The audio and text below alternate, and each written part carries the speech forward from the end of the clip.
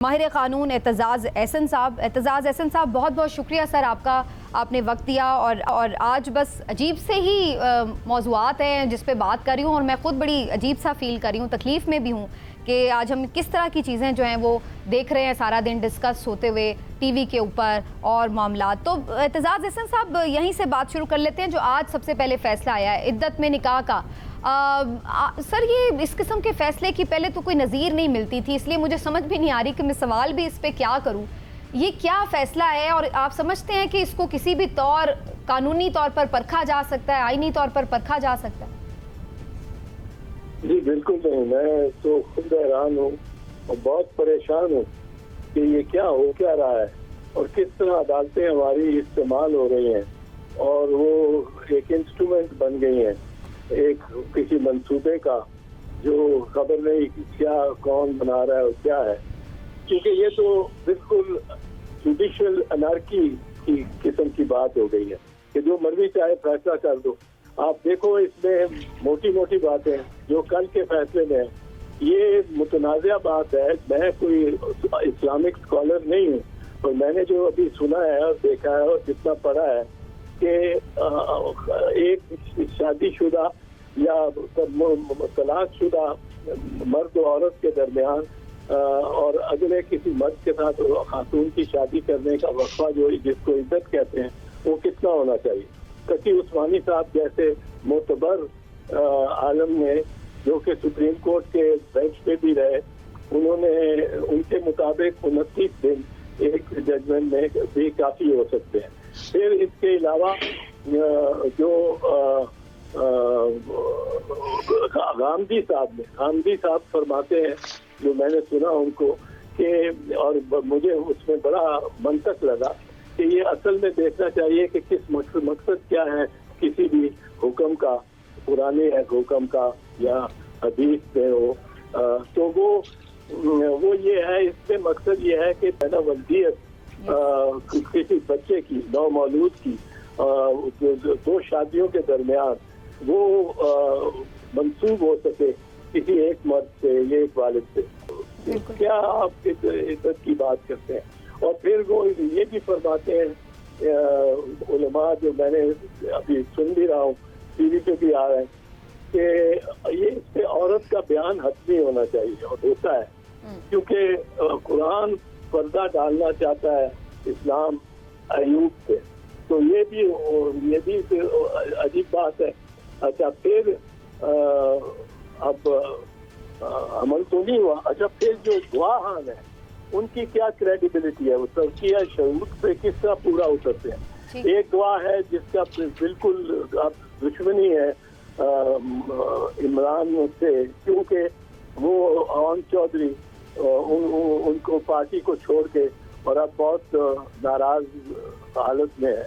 दूसरा गवाह है जो शौहर है, वो कहता है, वो पहले तो कहता है जिस दिन उनकी शादी होती है इमरान की और दूसरा बीबी की, उस दिन वो कह रहा है इतनी पाक बाग शरीफ पाक दामन फारसा नेक खातून मैंने कभी देखी ही नहीं और ना दुनिया में मिलेगी। आज 5 साल बाद वो एक बयान का होता है जिसका, वो करवा के आता है, वापस आता है, उससे करप्शन के केसेस हैं जिसमें वो गिरफ्तार होता है और वो वापस आता है तो वो बिल्कुल बदला हुआ है, उसने बयान भी बदला हुआ है और आके वो तकाशे के पीछे पड़ जाता है, उसकी पैरवी करना और फिर जोर शोर से करनी शुरू हो जाता है, यहाँ तक कि अदालतों में भी वो लड़ता है। अब इसकी इन दो की क्रेडिबिलिटी क्या है, जबकि इस्लाम तो बड़े तज़किया शहूद के बड़े बहुत ही ऊंचे दर्जे हैं उसके। अब इसके अलावा साहब अभी सिर्फ एक यही नहीं, बैक टू बैक 3 केसेस के फैसले आए, सब के सब इमरान खान साहब के खिलाफ आए, सब के सब केसेस इतनी तवील समातें एक दिन में हुई और ऐसा लगा कि उजलत में आए सबकी ये राय। इनका क्या मकसद आपको नजर आता है कि बैक टू बैक हैट्रिक होनी केसों की और इस तरह से सजा सुनाई जानी, इसका मकसद क्या नजर आता है आपको? ये तो समीना मेरा ख्याल है बड़ी ऑब्वियस बात है, माफ कीजिए मैं आपसे ज्यादा बात कर रहा हूँ, लेकिन ये तो बड़ी ऑब्वियस बात है, ये तो 8 फरवरी के लिए पेशबंदी की जा रही है, सिर्फ 8 फरवरी। ये जज भी जानते हैं कि उनके केसेस, उनकी ये फैसले नहीं अपहोल्ड होंगे। ये मैं आपको बताता हूँ किस तरह। ये इस तरह है जिस तरह एक वनडे मैच हो या T20 मैच हो, एक टीम इस्तगासे की उतरे मैदान में बैट्समैन हो उनके, और उनको पूरा मौका दिया जाए कि वो चाहे 35 पे ऑल आउट हो जाए, पर उनको मौका दिया जाए पूरा, और वो बैटिंग करके अब उसके बाद दूसरी टीम ने जब जाना हो खेलने अंदर, तो उस पे वो उनका कहाँ से शुरू होता है इनिंग, सेक्शन 342 जिसका बहुत चर्चा हो रहा है के तहत मुल्ज़म के बयान से। मुल्ज़म अपने बयान में 342 के में अपना सारा केस स्टेट करता है और बताता है और अपना सारा मौक़िफ़ बताता है। 342 के बाद उससे पूछा जाता है क्या तुम कोई गवाह या कोई शहादत या सबूत पेश करना चाहोगे अपने हक में, तो वो कहता है हाँ, अगर वो करना चाहता है। इधर इन्होंने तोशा खाना के तमाम वो रिकॉर्ड जुनेजो साहब से लेके काकर साहब तक मंगवाने थे। उधर वो अच्छा, अब यहाँ से शुरू होता है दूसरी टीम का इनिंग, दूसरी टीम की इनिंग, पर 35 पे सारी टीम पहली आउट हो जाए और दूसरी टीम को कहा जाए कि आप अपनी बैटिंग कर सकते, खत्म हो गया मैच में जीत गए। ये इस तरह हुआ है। अच्छा साहब, डिफेंस में अपनी मौका पेश करना थी, सारी दुनिया के सामने आता, कुछ थोड़ा सा प्रेस तो वहाँ पहुंचा हुआ है, वो अपने 342 के बयानात प्रेस में भी देते, मीडिया पे भी देते, हम पढ़ते कि उनका मौक़िफ़ क्या है। तो उससे पहले इन्होंने मैच ऑफ कर दिया कि जी मैच खत्म। अब ये तो सेट असाइड होने ही होने हैं, ये तो इनके मुंह पे पड़नी है। किसी भी इस हाई कोर्ट में, मैं कहता हूँ ये chief justice Islamabad high court के सामने लगा दें, ये रह ही नहीं सकते, मौका ही नहीं दिया गया दूसरी साइड को, और उनको सजाएं इतनी इंतहाई कि उससे तत्व सारी जाहिर होता है।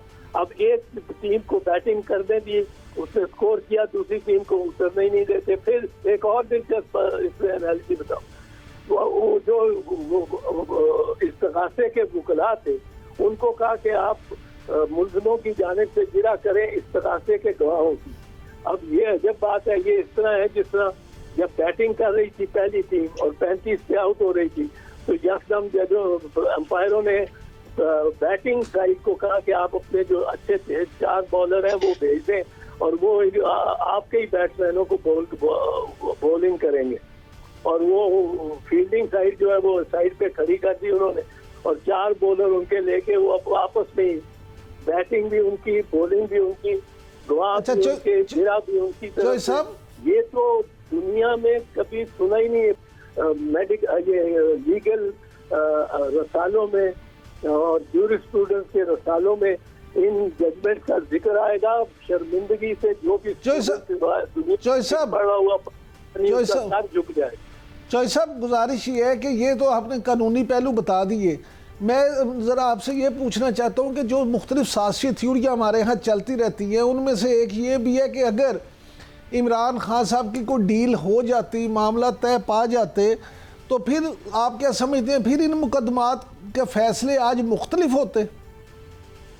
बिल्कुल मुख्तलिफ होते, उसमें जिक्र ही ना होता इनका। और ये तो फैसले हैं ही, सिर्फ 8 फरवरी को ये सबको पता है कि आपने परसों तक फैसला करना है।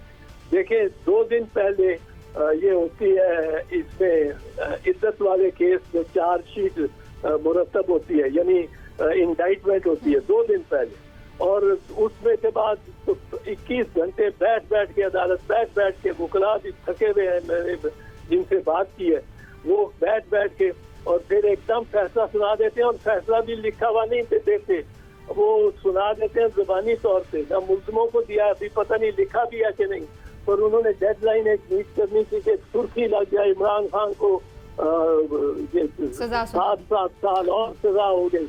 अब उससे जो इनका काउंटर प्रोडक्टिव जो चल रहा है, मेरा ख्याल है जितना इमरान खान को पिछले 1 हफ्ते में उसका वोट बैंक बढ़ा है, शायद पहले उसका सारा मिला के नहीं था। मुझे लोग कहते हैं, अब मिलते हैं तो वो कहते हैं जब पहले तो नहीं थी जाना वोट पान हो जाएंगे। अच्छा चौधरी साहब, तो चौधरी साहब आप क्या समझते हैं कि इन फैसलों के जो असरात हैं वो इलेक्शन के रिजल्ट पे आएंगे? नहीं, ये फैसले तो आज रह ही नहीं सकते। मैंने आपको नहीं सर, फैसले तो सर कोर्ट के नहीं सर, चौधरी साहब 8 फरवरी तक तो नहीं ना ये हो सेटिस्फाइड होंगे। मैं कह रहा हूँ 8 फरवरी को जो होने वाले इलेक्शन हैं, जो एजेंडा है, क्या इन फैसलों से उस पर कोई असर होगा, प्लस या माइनस? मेरा ख्याल है उस पे उल्टा असर होगा। जो असर कराने वाले चाहते हैं, जो मतलूबा नताइज नहीं आएंगे। ये असर उल्टा हुआ है, क्योंकि इससे मेरा ख्याल है इमरान खान से हमदर्दियां लोगों की बढ़ गई हैं। अच्छा, ये कहिएगा एतजाज एहसन साहब के अब इस सारे केस में आपको आगे 8 फरवरी का जो इलेक्शन है, क्योंकि बहुत सारे लोग ये भी बात कर रहे हैं कि वो इलेक्शन भी बिल्कुल डिस्क्रेडिट होके रह गया है और बज़ाहिर ऐसा लग रहा है कि जितनी उससे पहले चीज़ें हुई हैं, जिस तरह फैसले भी जिसमें शामिल हैं, बल्ला छीनना भी शामिल है, कैंपेन नहीं करने दी जा रही वो भी शामिल है, तो उसके बाद आपको लगता है कि जो 8 फरवरी का इलेक्शन है उसके रिजल्ट्स काबिल कबूल हो सकते हैं? उसकी क्या हैसियत हो? नहीं, उनकी तो हैसियत पहले से ही कोई नहीं, अभी तक इन फैसलों से पहले भी कोई नहीं। जब इन्होंने वो नोचने शुरू कर दिए, छीनने शुरू कर दिए कागजात नामजदगी, जब इन्होंने तायीद कुनंदा और तजवीज़ कुनंदा को उठाने शुरू कर दिए, जब इन्होंने तमाम मुल्क में एक ही जमात की रैलीज को ख़त्म करना शुरू कर दिया। अब इतनी अच्छी ये इलेक्शन जा सकती थी। आपको मैं बताऊं, जो लहजा मिसाल के तौर पे और जो कंटेंट बातों का चेयरमैन बिलावल भुट्टो जरदारी का है पाकिस्तान पीपल्स पार्टी का, अगर उस लहजे में थोड़े से मुस्कुराहट के साथ पार्लियामेंट्री ज़बान में तनकीद भी की जाती रहती और इख्तिलाफ भी किया जाता रहता और एक पुरअमन माहौल भी रखने की कोशिश की जाती रहती, तो सारी इलेक्शन कितनी खुशगवार होती, कितनी अच्छी होती।